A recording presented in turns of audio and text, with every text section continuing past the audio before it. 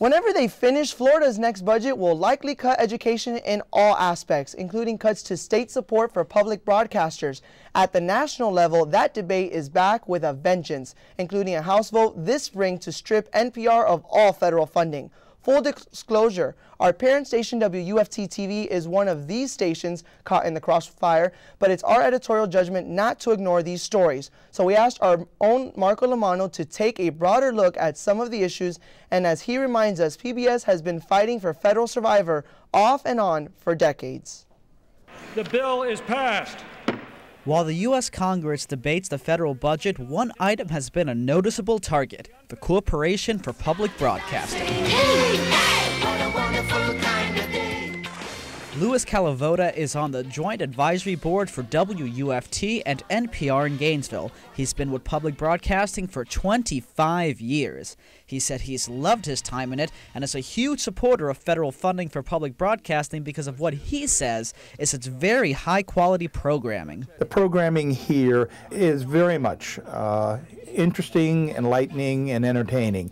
It's educational, and it's unlike anything else that you're going to see coming over the radio or the TV. The debate over whether or not to fund public broadcasting isn't a new one. Former Speaker of the House Newt Gingrich led the charge to defund it during the Clinton presidency. Even as far back as the late 60s, Fred Rogers, who hosted Mr. Rogers' Neighborhood, passionately argued for a $20 million grant from the government.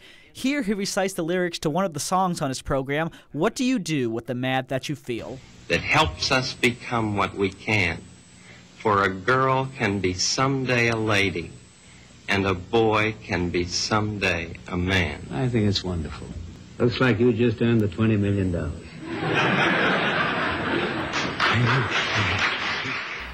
One of the main arguments to defunding the Corporation for Public Broadcasting is the need to balance the federal budget. So we went ahead and looked at the upcoming budget for 2012 on whitehouse.gov to see how much American taxpayers would save if we went ahead and defunded the Corporation for Public Broadcasting. Under the current White House proposal, entitlement and defense spending alone account for 60% of the federal budget.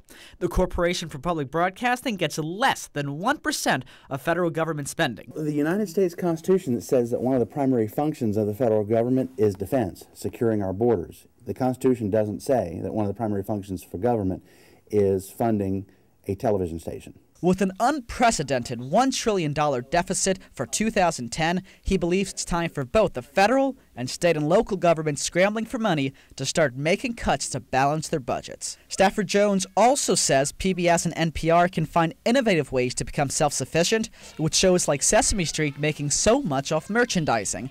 However, Larry Dankner, the director of operations for the Division of Multimedia Properties, says that's not quite the case. Those corporations that provide some of those programs, they're selling that programming to PBS. Then it's not owned by PBS. Since Marco Lamano prepared that report, the biggest public broadcaster serving the Orlando market, WMFE, announced it was selling its PBS station to a religious broadcaster. For other PBS stations still hanging on, the PBS chief is pleased that federal funding was not zeroed out in the 2011 budget. She credits the grassroots support of people rallying behind the PBS market through the website 170millionamericans.org. It's so named because research shows a majority of Americans, roughly 170 million, use public media in any given month.